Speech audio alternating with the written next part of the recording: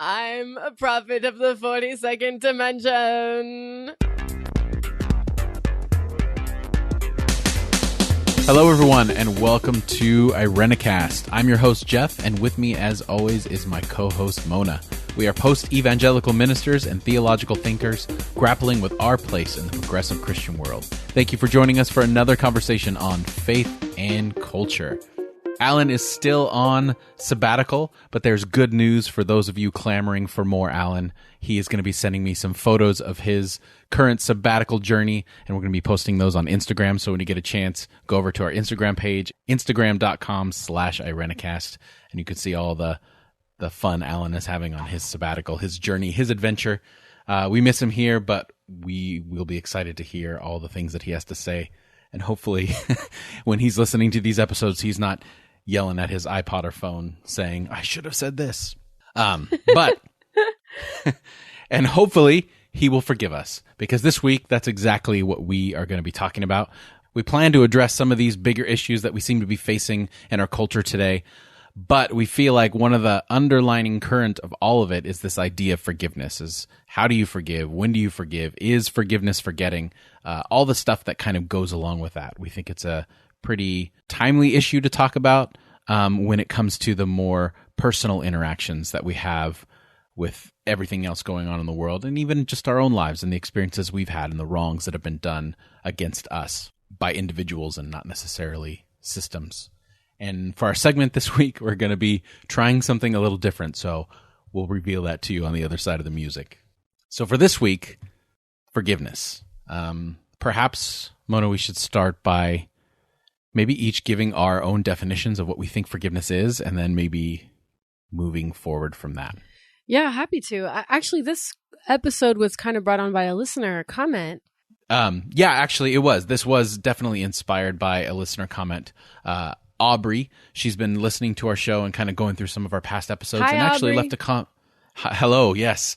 And she actually left a comment on an episode number 37, the episode that we did on the terrorist attacks, and really kind of brought up in her question about this idea of feeling like it's easy to forgive an unknown out there face, like a nation or a group or whatever. But what happens when we deal with personal forgiveness, especially as she mentioned in hers, and I very much relate to, is this idea of what about when someone does something towards your children or towards you personally? What happens when that violence or that anger or that wrong invades your personal space, and how do you work through that? And we just, as we were talking on what we were going to talk about this week, that just kind of resonated with both of us as far as this is a good conversation to have, especially since forgiveness is central to Christian rhetoric. Yeah, it really is. It's, we've heard the phrase, a lot of us, 70 times 7. You forgive someone 70 times 7 times.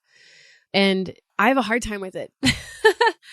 I have a hard time with it. And I think in the context of colonial rule, where not forgiving and not letting conflict go can maybe get you killed. And you can see a lot of parallels of that with modern times dealing with authority structures where you really are. A lot of people are really dominated and oppressed, and to stand up or to not forgive or to harbor resentment is really incredibly harmful to the person who's been perpetrated. So I'm talking kind of around this issue, but I think in the context of Jesus' words, for example, saying forgive your neighbor 70 times 7, that's because if the Jews in Jesus' day did not keep the peace, then Rome would come in and unleash vengeance, and everyone would suffer. So in that particular political context, peacekeeping was incredibly important, which might be a little bit different in other situations. So to forgive 70 times 7 might have a different political connotation. And I don't know, maybe would be, a lot of people would say it might be different today. People who work with psychologists and conflict experts today would say that sometimes forgiveness is incredibly dangerous and can be either re-traumatizing or can open the door for re-victimization. So what do we do when our Bible passages point that direction, right? Like to actually follow them by the book, to follow that verse by the book could actually be harmful to you. Yes. Well, you know what? I wonder if it's less about following that and really about a misconception of what forgiveness is. Because I believe wholeheartedly that forgiveness and reconciliation do not always go hand in hand, especially when we're talking about someone who's been the victim of abuse. Because that idea of forgiving someone 7 times 77, I think that's more hyperbole or rhetoric surrounding around like how important forgiveness is and you should always forgive. But that doesn't mean that once someone wrongs me and I forgive them, that I don't set up boundaries to prevent that from happening again. It doesn't mean there aren't consequences for that person in the relationship that we have, because there are some things that we use the term that's unforgivable. And no, I certainly don't believe that anything should be unforgivable, but I certainly think that there are things that we can do that are unreconcilable, and as well they should be. That's really interesting. Yeah, I mean, so for the sake of protecting people who've been hurt, right? Yes, because I've seen enough, like, because, you know, we talk about forgiveness, and I think it's a healing and wonderful thing when it's put in the right context. And I think it has much more to do with the person who is the victim than anything else, as far as forgiveness being a mode of finding wholeness again. And part of that is letting go of that scenario playing over and over and over in your head, as opposed to the other side where I think in churches a lot of times, and I'm not even saying evangelical churches, I'm saying churches in general, or any organization structure, they'll use rhetoric of forgiveness to perpetuate abuse, where, you know, I mean, I've heard and I've seen awful things where forgiveness is used, the idea or the concept of forgiveness is used as a weapon and not something that's for the specific purpose of finding wholeness for the victim again. I agree. And I think teaching people to forgive is, I just don't like it. I just don't like forgiveness. I mean, I understand that it can be very meaningful to people, but when you're telling other people to do it, I think we've already lost something there. Meaning that it really should be at the total pacing and desire of the person who's been wronged. It should be completely in their court. And actually, I've been kind of reviewing some of the books that I have enjoyed for the last few years. One of them that I find incredibly wonderful and helpful is called Dignity by Donna Hicks. I think I've talked about it in the past. And Donna Hicks is a conflict resolution expert. She talks about forgiveness is completely in the hands of the victim. The victim has the prerogative to either forgive or not forgive. Like, and if you take that away from a victim, you've oftentimes re-traumatized them because they've had their sense of control stripped away from them. And if you tell them to forgive, you're still not giving them control. Whereas if they choose to forgive, and that's a process that they choose to engage in a meaningful, deep, personal way, you've restored control. And I think that's the idea behind it. For me, that's kind of what it comes down to, is like forgiveness should go hand in hand with justice. Forgiveness is a celebration of what is true and what is just and what ought to be. And sometimes forgiveness happens when some of the worst atrocities occur. One of the biggest keynote instances in the last, recent history has been when the victims of the Amish school shooting brought the widow of the shooter food.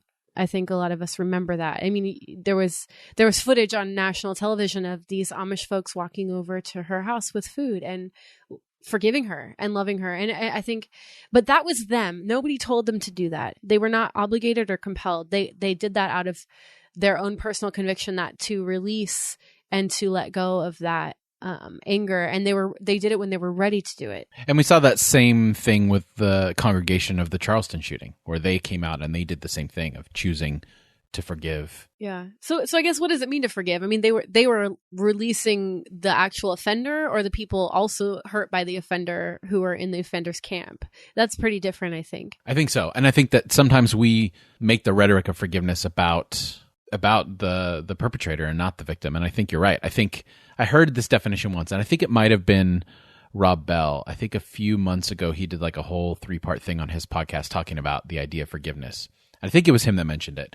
But this idea of what is forgiveness really, it's just not allowing the person who victimized you on whatever scale to have living space in your head. To keep victimizing you. Exactly. And I think that's part of it. And I think that what can perpetuate that not being able to be free from something like that is forced reconciliation. Like you're talking about, like churches or anyone saying you need to forgive. I think that's not their job. If we say that we love and we support people, our job is to create a space for them to seek forgiveness and make it possible for themselves. I'm thinking back to a conversation I had in class in my last year of seminary, where, there was a clergy member came in and talked to the class about, forgiveness. And it was a class in conflict transformation. So we were doing some pretty hard emotional work, like grappling with these issues. And, the clergy person was like, very well intended, like talking about forgiveness. And I'm just getting more and more frustrated as this is happening, because it's like, the same old thing that you hear, like forgiveness is really for the person, who was wronged, like, so that anger won't keep hurting them, and, like, get rid of your anger and overcome your anger. And I was like, no, dang it. Like, I want to be angry. Like we talk a lot about theologies of forgiveness, but we don't often talk about theologies of rage, and how rage is appropriate. A harsh call for justice Yes. is appropriate and needed. And sometimes I think when people talk about forgiveness, it's because they want a sort of cheap peace, and they want to skip the step of those hard emotions, and that comes back to bite you later. It's really unhealthy to do that. Yeah, and I think that again, I think more than anything, I think more people have a misconception of what forgiveness really is, because it's work, and I think it's a process, and I think it's something that never, depending upon the extreme nature of whatever you're a victim of, is never like a job that's fully complete. Like I can't imagine what it would be like for someone that has been personally victimized in any way, especially through like violence or sexual assault or anything like that. But every little movement forward to where that event or that person is no longer taking up your own headspace is a move towards forgiveness or freedom. And not a move towards excusing anything or anything like that, but a move towards moving past that event. And I think that that's important, that it's a process. It's something that doesn't happen overnight. There are beautiful symbols of it, like we talked about with the Amish shooting and the shooting in Charleston, where communities are saying we're going to choose to live in such a way that we're gonna act in forgiveness. But there's no reconciliation there. It's not like they told the cops to not put them in jail or anything like that. It's for the purpose and well-being of the victim, and that's it. Period. Yeah, and like Donna Hicks talks about, and I draw on her because she's incredibly helpful. She's really gone forward in this idea of dignity, and in any kind of reconciliation work, both parties need to be able to come together and recognize the dignity and the humanity of the other, and that doesn't necessarily mean forgiveness. Forgiveness is something that the victims work through on their own terms, Yes. and it's really for them. Recognizing dignity is different. And that really calls the perpetrators into account. So she says that that's a different process altogether. But along with that, though, the truth-telling element is really, really important. She says, and it's interesting, Jeff, you're talking about taking up headspace and like what that does to the person. And I want to mention this, and then I'll talk about trauma in a sec, because I think it's important to kind of get on a good footing with what trauma is and does. In a simple way. But she says, Donna Hicks says, vulnerability is where the power lies. The magic happens when we expose the truth to ourselves and to others and are ultimately set free by it. That is quite a paradox. Our instincts fool us into thinking that deception and cover-up are a good strategy for self-preservation. When our self-protective instincts overpower us, they can at a moment's notice upon the hint of a threat, our life seems to be on the line. Making ourselves vulnerable at such a time feels like suicide. But she goes on to say, this is exactly what we need to do. The truth-telling and the exposure and the releasing of that story is incredibly important in healing processes. And she's talking about instinct, and instinct is incredibly important in this conversation because instinct goes along with trauma. And the reason it goes along with trauma is because trauma will mess up a fight or flight response. So everybody, a lot of us know that, we're animals. We're animals at our basic levels. We have a fight or flight response that kicks in when we sense a threat. So whether that's a physical threat, an emotional threat, even a spiritual threat, that thing will kick in and it will override your cognitive processes that have like thoughts and language. What happens when someone is traumatized is that the pain and the searing pain of that trauma gets lodged in a pre-linguistic part of your brain. And so you actually relive that trauma over and over again, but almost in a way that you can't access it through language. So a lot of recent trauma therapy has gone toward like dance therapy, body therapy, getting people to act out that trauma through moving your body, through play, through dance. instance. Play as in plays, like putting on theater. So when we're talking about instincts, that instinct to fight or flight, when someone's been traumatized, that flight or flight instinct gets heightened and it gets distorted and it gets hypersensitive, especially with anything that surrounds anything that reminds them of that traumatization. So the process of vulnerability, of telling, of releasing, of forgiving, a lot of times, if you can think about it in terms of trying to soften the effects of trauma, it has a totally different story to it. It has a totally different narrative. I mean, because there's nothing to be forgiven if there wasn't some level of trauma, like something happened. And yeah, that's good. That's a good way to frame it. And I really like that distortion of something that's naturally within us. And it changes our outlook and our actions and even our instincts. And it can rewire your brain, actually, neurologically. They're doing studies, especially in young children. It rewires and it can change the way your brain develops. I mean, it's really powerful to go through horrible things, right? So the process of forgiveness, if you can think about it as, ameliorating the effects of trauma on the person who's experienced the trauma and helping unravel some of that and put right what has been violated, both like cognitively and emotionally, that's a completely different conversation than just, well, you should forgive if you want to be a good person and you want to keep the moral upper hand, or you should forgive because that perpetrator, wants to feel better about themselves and get off the hook, or you should forgive just because it's some like ambivalence, religious obligation that you're supposed to obey. So keep obeying and keep, letting someone else have control over you or whatever. Yeah. The pathway towards wholeness has everything to do with that idea of dignity. Like, we can throw that word around, but there has to be a journey to get to that place. And whenever you devalue whatever experience that person had to even need to seek forgiveness in the first place, then you're in turn devaluing the person.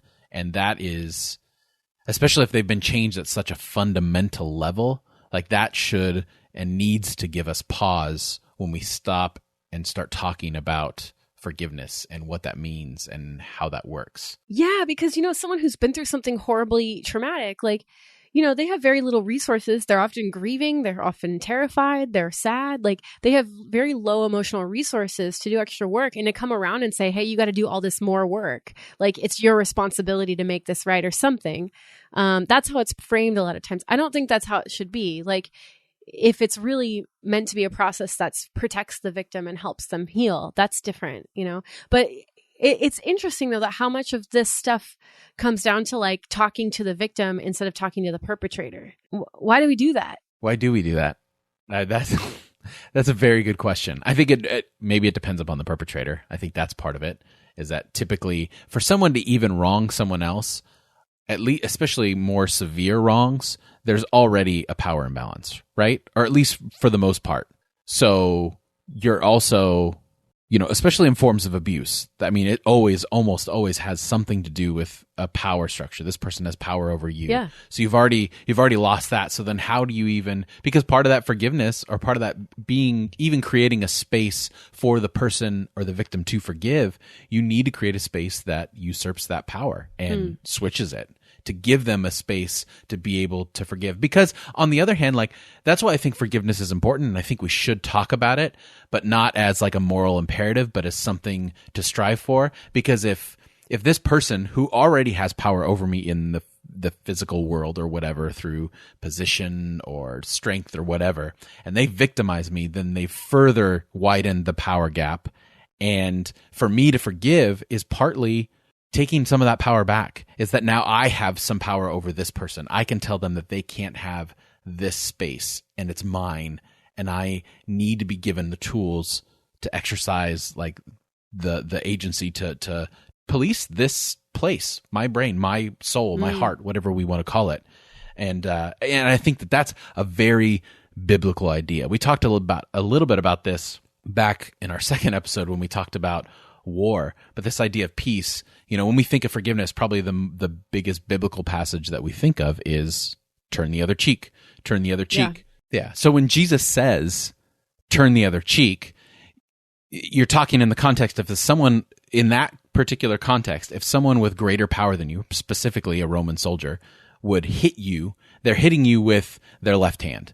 So it's their because to hit you with the right hand, the dominant hand, would say that this person is equal. If two soldiers got into a fight, they would use their dominant hand. But if you were quote unquote disciplining or hurting someone in a lower position than you use your other hand. And to turn the other cheek basically physically forces them to either back down, which reverses the power structure, or hit you with the hand that says we're equals. So it's not Jesus saying turn the other cheek and be a doormat. It's Jesus using a specific cultural idiom or example or metaphor to say that part of creating peace is also flipping power structures so that there's equality and a leveling. I didn't know that. That is very cool. I like that verse a lot more now. Yeah, I know, right? Because he surrounds it by two others. He talks about the walking the mile in, if they ask you to walk a mile, walk another mile. It's a way of shaming them. Exactly, exactly. And the same thing in the court. If they sue you for your cloak, then you give them their undergarment, and then that's Middle Eastern culture.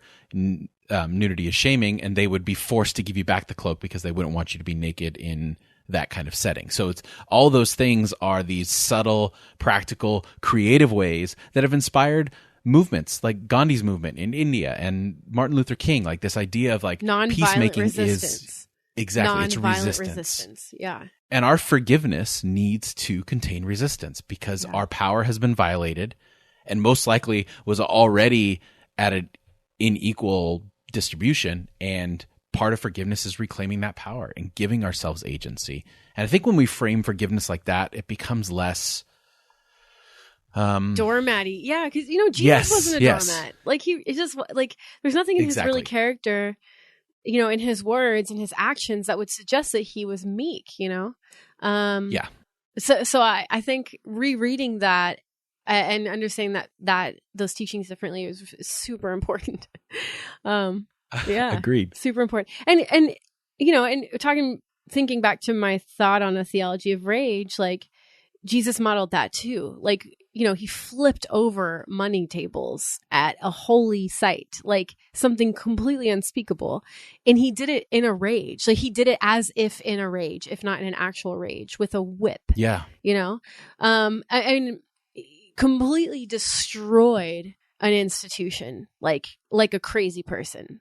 And so I think that if we say like there's such a thing as holy rage and holy anger, and forgiveness should kick in when that rage begins to hurt us, when that rage begins to eat at us and hurt us, And I think at a point it does, if it doesn't have somewhere to go.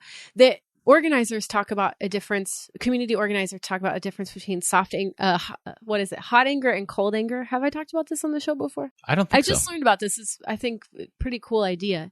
So hot anger is anger that just boils over and has nowhere to go and can be self-destructive. Cold anger is anger that's channeled into action. So helpful. Such a helpful thing. So I think that if we can learn to use forgiveness as a tool to get us to cold anger, then forgiveness is awesome. But it doesn't mean you have to stop being angry. And it doesn't mean that you have to trust dangerous people. I think that's the biggest thing I hope people take away from this, that forgiveness does not equal trust. And forgiveness is not a denying of anything. Forgiveness is an open, raw honesty of everything. And no matter how you feel or what you do is feeling that and experiencing that, because forgiveness is a form of mourning. You've lost something and you have to feel it. However you need to feel it, you need to feel it. And anyone in the forgiveness process that says you need to deny this feeling, then they're acting not in your favor. That's not forgiveness. Yeah. Agreed. And along these lines, I like there's another book I want to mention called The Moral Imagination by John Paul Lederach. This person talks about kind of like a holy gift of pessimism, which I think is like, I was doing some reading on this, today, and I honestly think that this person is onto something, this writer, that when we're thinking about the way, like making the world as it ought to be and healing and reconciling and not giving into cheap peace, but really seeking for like deep, lasting peace that looks towards systematic change. The key gift is this, he says. Constructive pessimism teaches us that distrust is needed as a reality check to assure that change is not superficial, Pollyanna-ish, or disguising other intentions. Distrust assures us that we are not dipping into and promoting a cheap hope. It keeps us authentic. See, that stuff like that is even more important considering the clash that we seem to have primarily in our culture with Black Lives Matter or All Lives / Blue Lives Matter. This forced binary that people throw us in when it comes to that idea. And it's interesting that he uses the word distrust. My inkling, maybe this is just because I'm a privileged white guy, is to say, boundaries, which I know it on a philosophical level is the same thing, right? You're saying that just because this is wrong has been done and we've agreed to have forgiveness and move forward in reconciliation, it doesn't mean that I don't remember what happened. And I think I think remembering is an important part of forgiving. And maybe that's another rabbit trail, the whole forgive and forget thing. But yeah, I think those are good words. Yeah. I wrote down in my notes forgetfulness because a lot of times people say forgive and forget or like kind of forgive and obey. Like, yes. Like forgive and move on as if it didn't happen, or forgive and kind of believe this idea that things are different and that you're not there's no danger, and that can be horrible. I think forgive and forget, personally, I think it only works in like maybe partner or like close family relationships where it's not abuse that's taking place. It's maybe deep conflict or deep annoyance or frustration, but nobody's actually being hurt. So it's not like you need to protect a victim. It's just natural family conflict. That's when forgive and forget, like meaning like you don't keep score. You don't keep a tally list of how many wrongs that person did to you this week, and you're not going to bring it up and use it as a weapon later. That's when forgive and forget makes sense. Forgive and forget does not work with actual violent, traumatic stuff. I think the idea is to move to a place where that stuff is not haunting you all the time and you can forget to that degree. But to forget to a degree, like we're going to pretend like this dangerous person is not dangerous or hasn't wronged us and we're going to let them in the door again. That kind of forgetting is really, really inappropriate and dangerous. Especially when abuse is present. There was just an awful story in our local news about this guy who's molested like over 19 people, and it's because people misuse the idea of forgiveness and let a person like this back in the lives of certain people. And that's just stuff like that. Like, I think we really need to be aware that forgiveness has boundaries. Yeah. And I think this quote that I just read was not, I don't think this person's calling for distrust of everybody all the time. Like not just suspicion for suspicion's sake. They're saying like when a wrong has been committed, like innocent until proven guilty. Once someone's gone through the process and we've determined, that person's guilty and that person's not safe, it is appropriate to have a healthy level of distrust. It's appropriate. Yes.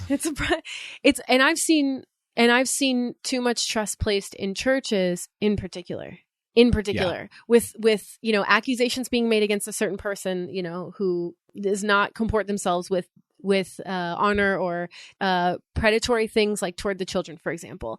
And, the pastors say, well, we'll meet with them and pray with them and we'll just keep letting them work in the nursery or whatever. Like that stuff happens all the time. Churches are infamous for having horrible boundaries with people, and you don't want to run around doing a witch hunt for everyone, but it is communities' jobs to protect the most vulnerable, children being at the forefront of that. Yes. So yeah, that abuse and church abuse is a whole nother episode we could do, because I've seen and heard stories being a youth pastor of other youth pastors being let go for pretty serious indiscretions and then allowed to move on to the next place where no one said anything because he said that he was sorry and there was forgiveness and they wanted to do a quote unquote extend grace, and then goes to another position and is put in the same place. Like, that is, extending grace is not the same thing as perpetuating a predator, and putting him in a place to do more. Thank you. Yes. Forgiveness and grace are different, right? Yes, absolutely. Yeah. Yeah. And we saw that on a large scale. I just watched the movie Spotlight, about the whole the scandal in the Catholic Church with priests and young men and all the stuff that goes into that and people covering for it and looking at the the idea of the greater good. When we put someone in a place where we're encouraging them or trying to create a space for them to have forgiveness, anytime you demean their experience or their victimization for quote unquote the greater good, then you've made that person insignificant and you've therefore damaged the greater good in more profound ways than you ever could by speaking the truth. Yeah. And I think that's where when restoration and reconciliation, it becomes like really holy work for me. Really holy work is when they both protect people from being further harmed. They allow opportunities for forgiveness, but never impose them. But they lift up what should be true and just and what ought to be, right? Which is at the end of it, self-protection and self-love. To say that someone, to restore someone who's been violated and say, no, you are loved, you are valuable, you are not insignificant, you do matter.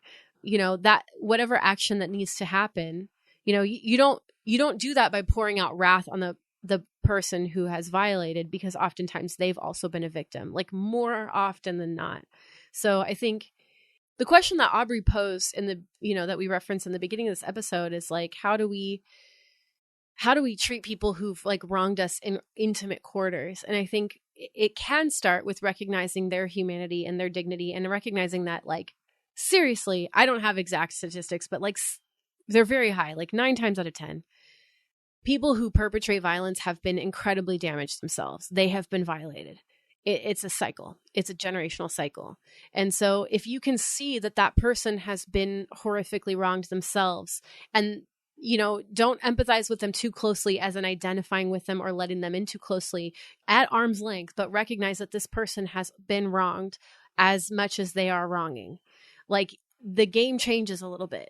The interactions might change a little bit because you're not seeing this person as a devil or someone who's not human. Yeah. I mean, if we victimize the victim, then we are creating more predators in the long run. Or we're at the very least creating a space that is more and more difficult for reconciliation and peace and love and hope and all that stuff. And it's interesting to me that there's actually a lot of like new programs in the last, decade, 20 years of having like rehabilitation for offenders and predators. Like there are now circles for domestic violence abusers, like support circles.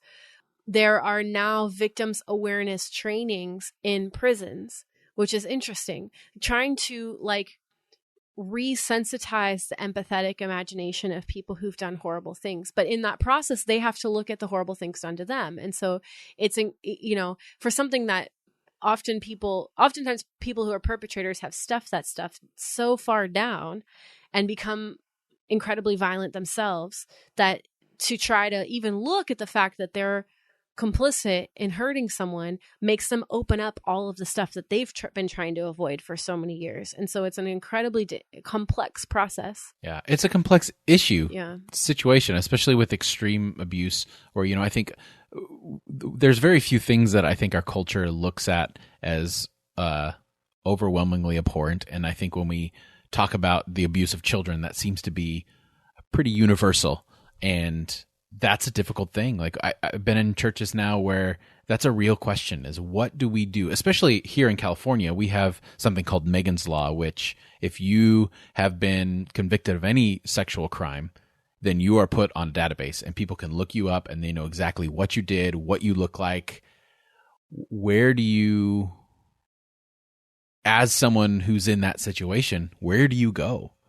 How do we as churches create a space for them and where they end up being and how they move forward? And it becomes increasingly difficult. And there's a lot of really hard questions that come in that. And the same thing comes, like those nuances are not, only regulated to church situations. They're regulated to our personal lives. Like there is difficult work to be done for forgiveness. And anyone that simplifies the process is doing a disservice. Yeah. Yeah, and maybe like socially to forgive, and those are such good questions you raised, Jeff. I'm thinking through. I'm like, it seems like a lot of times, the examples we've talked about and so far have been like keeping people in positions of influence, like priests who've molested young children, and ignoring the fact, covering it up, or banishing someone and demonizing them and basically saying they're beyond grace. Like, Yeah. those two things are not helpful or right. I would say both of those things are not in line with the biblical vision of forgiveness, So how do we, create spaces while protecting the people who need to be protected? It's interesting, and recognize the insane amount of pain that those individuals who perpetrate must go through. Yeah. We fool ourselves into thinking that you've said the word, holy work a couple times, and that's that work that stands out to me, like this idea of holiness or what's right. Sometimes we just know that if we're even asking these questions, that if more people are asking these questions, then at least we're in a right direction, because they're complex things, and the more minds, hearts that we have trying to figure out solutions to these things, the better. But no one's going to seek to do those unless they're asking those questions. And sometimes, and I think I go back to the Sermon on the Mount with Jesus, the whole Beatitudes, all those Beatitudes, for the most part, they recognize a struggle. Blessed are the mourning. There's no solution in mourning. It just is. It's on the way to something else. Blessed are the peacemakers. It's on the way to something else. And I wonder if our holiness, our righteousness, our life is in the struggle and not necessarily the solutions. In knowing that we're on a path towards something, but in the meantime, it's difficult. So if we think of forgiveness as a process and a path and a struggle, not an endpoint, then maybe that's a good way to think about it too. Because if it becomes an endpoint, it's just cheap, isn't it? Yeah, and it becomes, and if we treat it that way, it becomes not only just cheap, but damaging, and something where, if you think about it, the idea of forgiveness is beautiful. And we've created a space in such a way to where, you said it yourself, when you hear the word forgiveness, you're kind of like, eh. Yeah. Well, and to add to that, I think the person who forgives is like this saint, like this kind of superhuman person who doesn't have emotions anymore and just gets to float around in a cloud because they've forgiven, what is that? That's ridiculous. Yeah, exactly. And it's a struggle. It's something that needs to happen over time. It's something you need to choose to do, and no one can choose to do for you. And it is not, again, I can't express this enough. It's not a denial of anything. And we work on it in small systems in our own personal lives. Like, this is something that we're always wronged in one way or another. One of my favorite books that's really good on this subject is Desmond Tutu put out a book a while ago. I think it's called No Future Without Forgiveness. And, I think that's an important thing for us to read, or stories like that to hear, because it's one thing, how do we, you and I, Mona, pretty privileged, deal with forgiveness on an interpersonal basis. But this is someone that dealt with a pretty overt system of racism and violence, and how does someone who's in the midst of that begin to talk about forgiveness on a wide scale? And I think that, some really powerful things are said in that book. That's awesome. Yeah. And I think, and thinking about forgiveness after a huge structural rift, a horrifying institution like apartheid or segregation was lifted, a lot of times people, societies and families and individuals get stuck in the mire of that violence and the remembrance of that violence, right? And so if forgiveness is saying, okay, you know what, we're going to put down our weapons, we're going to release the other party from our judgment and vengeance, we're going to release them, and we're going to move forward because it's good for us. That's what I think it can boil down to. And I think civil rights offers some of the most incredible stories of that too, especially people who've been oppressed saying, you know what, we want to move forward, we want to work for a better world, and we can't do that if we're constantly rehashing this. Bring people to account, mourn for it, like you're saying, Jeff, grieve, go through the process, go through the emotions, and then there will come a day when you're ready to move forward, when you're ready to say, okay, I'm done living in the pain of this, I want to build something better. Let's build something better together, and I'm going to work with my former enemy. If you can, if they're safe, if you can reconcile, if you can build trust. If you can't, go find other people to build things with. Exactly. And recognize that your forgiveness is not based on the response of the person you're forgiving. Yeah. You don't even have to talk to them to forgive them. It's all about you as the victim of that event or system or whatever, finding peace, finding, that voice is no longer in your head, directing you and causing you to be someone that you weren't meant to be. And if necessary, recognizing someone's own complicity. Like, for example, a lot of people are so frustrated at, the state of terrorism in the Middle East, and how this is a really, really vague, giant example. But if you look back at the history of the last 100 years and see like the United States foreign policy that has caused that unrest, we can recognize in order to forgive cycles of terrorism and to try to reconcile and make peace and forge peace, we have to recognize how we were involved in creating the problem to begin with. So I think forgiveness looks behind and ahead at the same time, so that you can create real change and real structural difference. So it's not cheap. But the only other thing I would say to that is just be careful, because that's close to the rhetoric of rape culture. Like, if you didn't do this, then this wouldn't have happened. So I don't know. Okay. Like, that's the first thing I thought when you're talking about that, right. Thank you for saying that. You're right. That's a great point. I mean, that only applies to some situations. That applies to situations where both parties could be at fault. In parties where one person is the aggressor and the other person seriously has not done anything wrong, then that doesn't apply. Yeah. Doesn't apply. Well, I think, and I think that goes to just what space we choose to create and how we interact. And I think that, because I think you're right. Because what you say, I agree with, but I just want to make sure that we are clear here that in that instance, you need to be specific about what you're talking about where you're implicit in that. And there are certain situations where that is not the case. Yep. Exactly. So I would love to hear people's thoughts on this. If you're listening, to this episode and you have thoughts on forgiveness, I would love to hear it, because my personal feelings are pretty murky still. And my personal definition is pretty murky. And I think it maybe depends on each situation, and my forgiveness might look a little bit different, or maybe not forgiveness. I don't know. Maybe not forgiveness sometimes.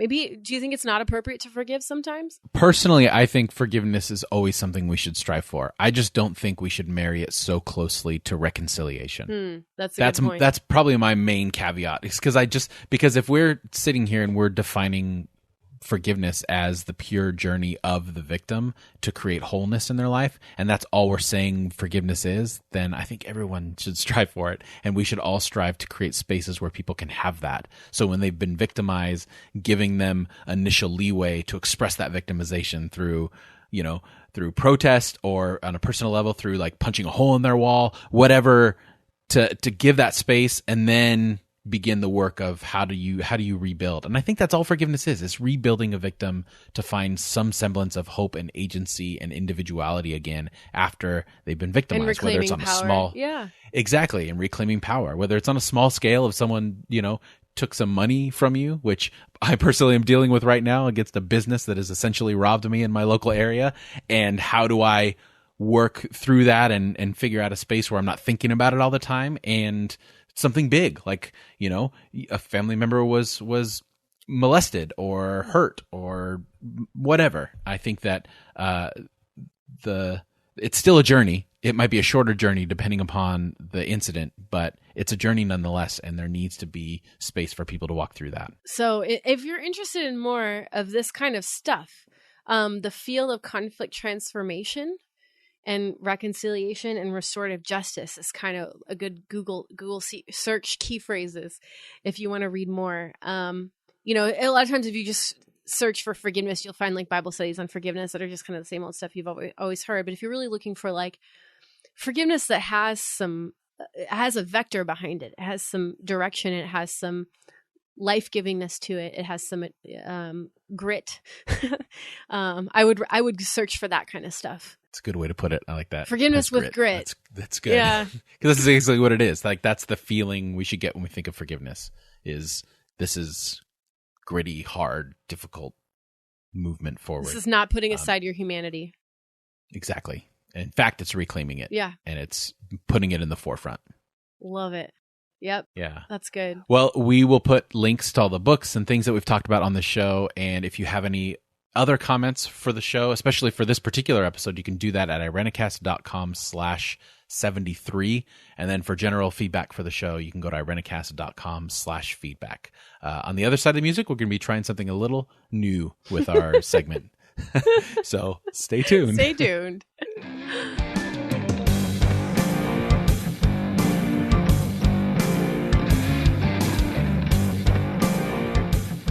We are trying something new, and we're not exactly sure what to call this segment or how it's going to work, but it's something that actually, as we've been talking through the course of the show about what we could do for segments, this was kind of an idea. I can't remember which one of us thought of it first. It was definitely okay, me. It was you. Okay. And I thought it was great. And this is kind of like, what's the term when someone's gone, the kids will play or whatever? I don't know. When the cat is away, the mice are at play. Yes. So Alan is our cat, and he wouldn't let us do this. Yeah, this wasn't. I don't think he was too fond of this. No. And honestly, we're not 100% sure, but we're just going to do it because we can. If you're offended, I'm sorry. But yeah, so write to us and tell us why, and we'll talk about it. We'll resolve it. Yeah. We'll maybe forgive each other. Exactly. Good. Nice. Very good. Thanks. So, and again, just it goes without saying, if you're listening to the show or you've listened to the show and you're an avid listener, this is all tongue-in-cheek and satirical in all kinds of different ways. But we've often joked about, I guess I've often joked about, I'm going to quit this church thing and start a cult because there's more money in it. There's way more money in it. Yeah, exactly. And I'm like, why am I living like this when I have the skills to manipulate mass groups of people? What are you doing with your life, Jeff? Exactly. So we're gonna exercise our creative thinking skills. Or are we gonna exorcise our creative thinking skills? There you go. Whoa. Well, that depends upon the nature of the theology we create. Yeah, we have not discussed this ahead of time. I want you all to know this is completely improvisational. Yes. But I'm hoping our goals will align. What do you think your cult goals are? Would you say? My cult goals Yeah. are money.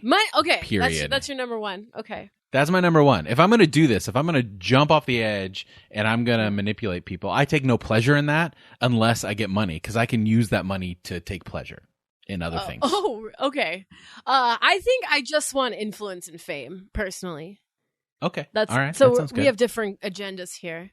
So we're going to create a cult, a hypothetical cult, that if we all decided that we didn't care about people and we wanted to manipulate masses, this is what we would do. This is not what we want to do. We're just joking. Thinking about it. Exactly. So right now we've already established that, Mona, you are the face of the cult, and I will be the behind the scenes. I get to be the pulling figurehead? the strings. Yes, That's great. Because you want the fame, I right? do. You have to be the figurehead. So, and I don't want the fame. I just want the money. Okay, great. So, but do I get some? all of the right money? now, Do look I at get this. some of the? We could do like of a course. 70-30 kind of a deal. You can't be famous and not have money, so you'll get money. Thanks. I'm just saying that's all I care I'll get a about. ghostwriter and get a book deal and like go on talk shows and I don't know, wave my There we hands go. at people and like see what happens. Maybe they'll start shaking or something. Exactly. Yeah. So hopefully we get to the end of this and we're not so specific that it sounds like a good idea. Okay, so I'm the figurehead. You're the money bags. You're the money Yes. guy. You're the CFO, the holy CFO. We'll call you. That's right. Yeah. So, I mean, what are some of the distinguishing theological features of our cult? Do you think? What do we value? Well, I think we need to start with, a group of people that have money. Yeah. But that are also easily swayed.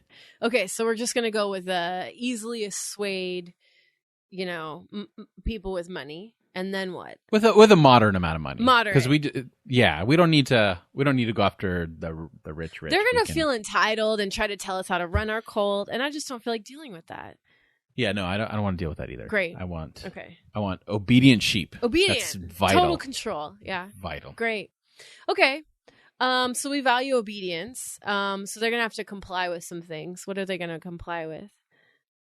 I don't know. Well, we need a gimmick. We need a hook. What is A it hook? that makes us us? What are we Yeah. going to bring people in from the first thing? Yeah, that's a good question. And that's like really unique. Yeah. Nikes and Kool-Aid have already been taken. So It's true.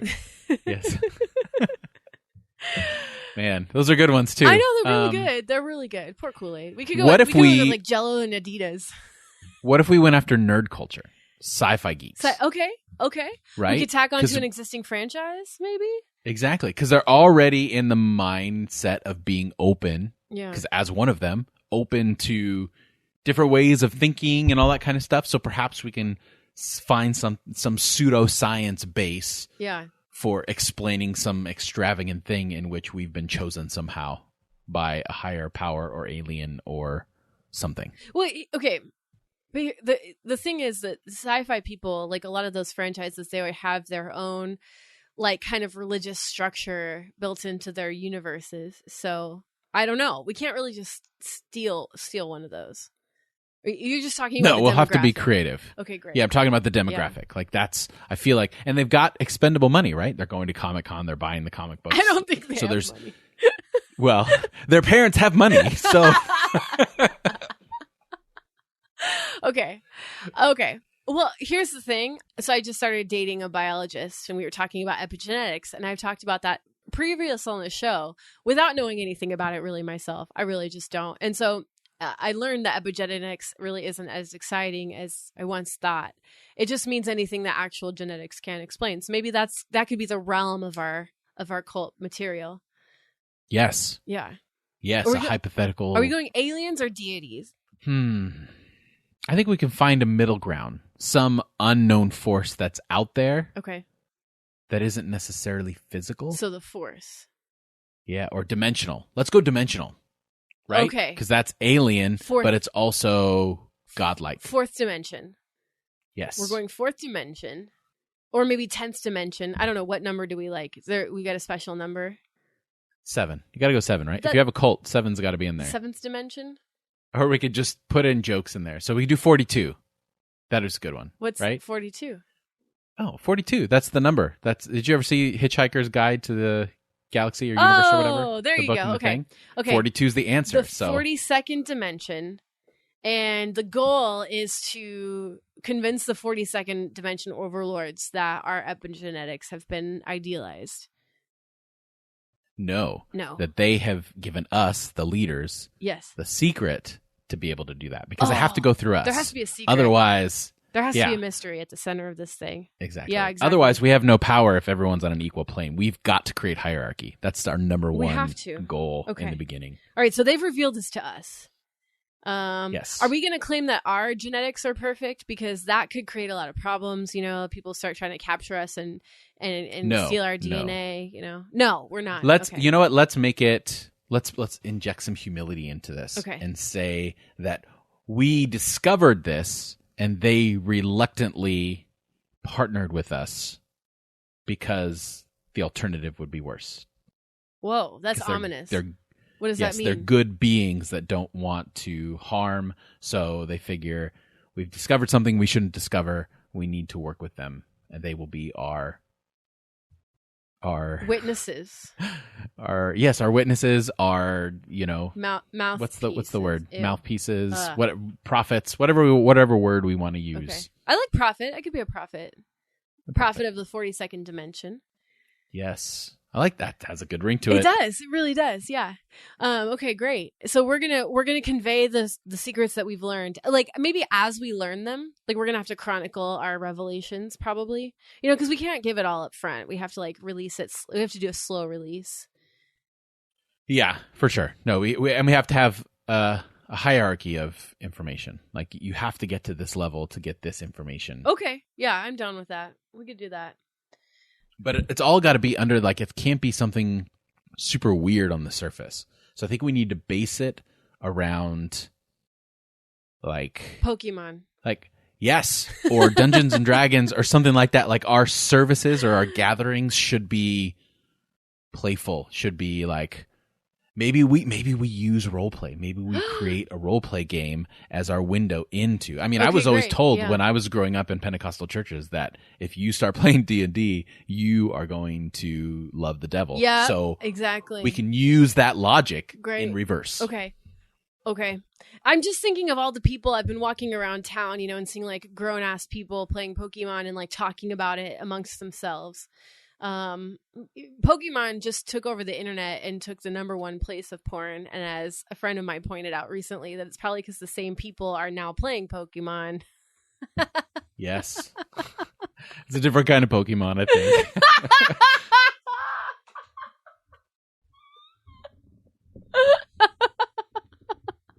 Alan's gonna be so mad.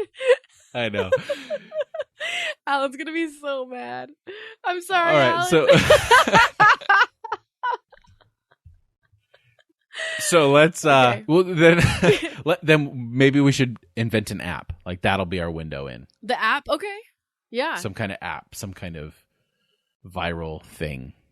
Yeah. And then I don't think it really matters what we say. We can change it. Yeah. Because we can just say this has been revealed. And then we just need to figure out money. So the app should be freemium, right? Just like all the other. Absolutely. Yeah. Get it? So we get them hooked, and then they buy extras. Yeah. And then maybe we can progress them. to gatherings. Like well, okay, wait. Maybe we can convince a rumor that the app has like these special frequency transmissions that actually like start changing your DNA as you engage with the app, you know? Like it actually becomes literally viral. Yes. You like and it? Then we convince them the places that they go to, whatever we decide they catch, like that area that takes them to, that there's some kind of value to that area. That it affects their DNA, DNA, like, you know, like yes. some sort of like helpful radioactivity.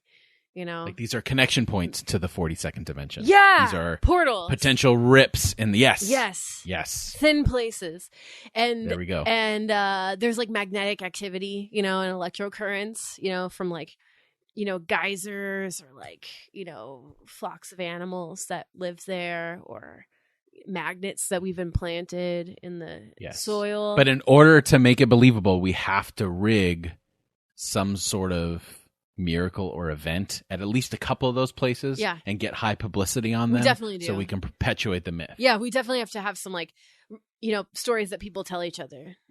Yeah, great. I'm concerned that we are a little too good at this. We might be too good at this. I kind of want to play. I want to participate now, just to. Okay, so how are we going to actually make money, though? That's the goal. Well, that's the thing. Is once we get people hooked in, then we can figure it out. We can create fake devices that give them, that thin out those places. Maybe to progress to the next level, like you have to levels. donate. That's good. Yeah. We need levels. Yeah. I mean, you know, because our constituency, like, they're not going to fall for, like, we're going to bless this hanky and it's going to give you, like, extra blessings if we mail it to you. Like, send us a blank check. They, you know, they're going to be more keen than that, like, more savvy. So we'll have to do something a little more complex. Yeah. Something more personal. I think we should, like, set up, you know, places for people to gather. And, you know, like, that are, we want to do stuff that they're already doing. And then just tweak them a little bit. We don't want to separate them from people, because if we separate them from people like other cults, then we're separating our money stream, and we're not going to get as much. We're not going to get as much people to come in. That's a keynote, though, of cults. You have to have an insular culture. Well, that's what the levels are for. You have to isolate them at a point. So we create. Okay. So at a point, you know, they get to move to the sacred compound. You know, that's like the most direct portal to the 42nd dimension. Yeah, we create a class system where people want to get to the top, and they will step on each other to do it. Great. Yeah. Yes. Great. Sounds great. So what's the ultimate goal here? Are we just not going to tell people? It's like intentionally, you know, complicated and fuzzy? Yeah, pretty much. Okay. Keep it that way, and then we'll bring in a select few and incorporate them into the leadership planning. Yeah. Because we have to be honest with ourselves. We're not going to be able to come up with all the great ideas. No. There are going to be people there that are going to help and be great. Yeah, but we're just going to have to start splitting the pie, you know? I think we should have those people, like, doing our laundry. Agreed. Yeah, they'll be on some sort of servant role where they'll be still below us in the hierarchy. I'm afraid for how much we're revealing about our personal hopes and desires in this segment. I know. Do you feel weird about telling this? you, I'm convinced that there is some psychologist that's listening to the show. It's like just shaking her head. Just shaking it. And it's just like, man, oh, these people are so sick. There's something wrong with something them. wrong with us. Oh, Please forgive goodness. us. Yes. Please. That was just, I don't know if this is something, if you like this segment or you don't like this segment. Either way, we are the let us prophets know. of the 42nd dimension. Download our app now. We will make you perfect. Yeah. It sounds like it's starting to sound a little bit like Gattaca to me. You've seen that movie? A little bit. Yeah, Yes. Very much so. Yeah. So I guess listeners, keep us accountable. If we start incorporating the number 42 into this podcast, 42. stop us 42. or stop listening 42. because we're not 42. Exactly. We're not You should gonna go back and listen to episode 42.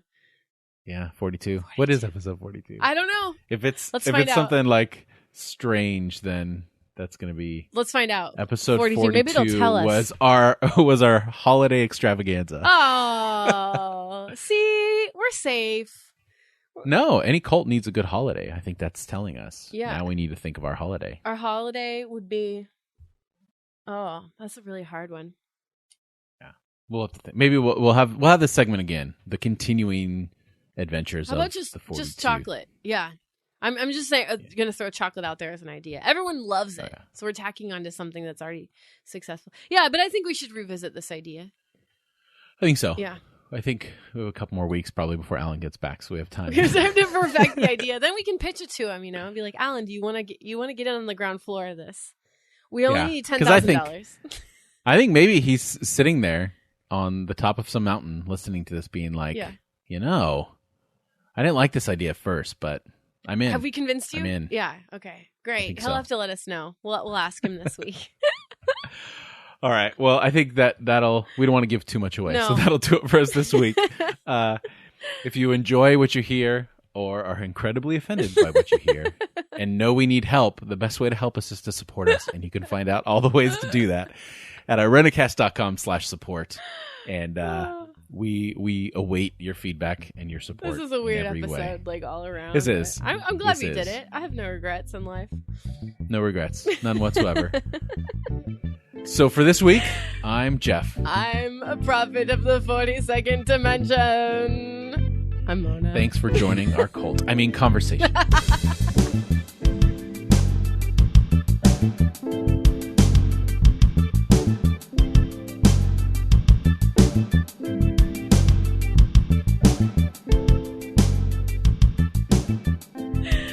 Awesome. Oh, man. Okay, that's good. That was good. I think that'll work.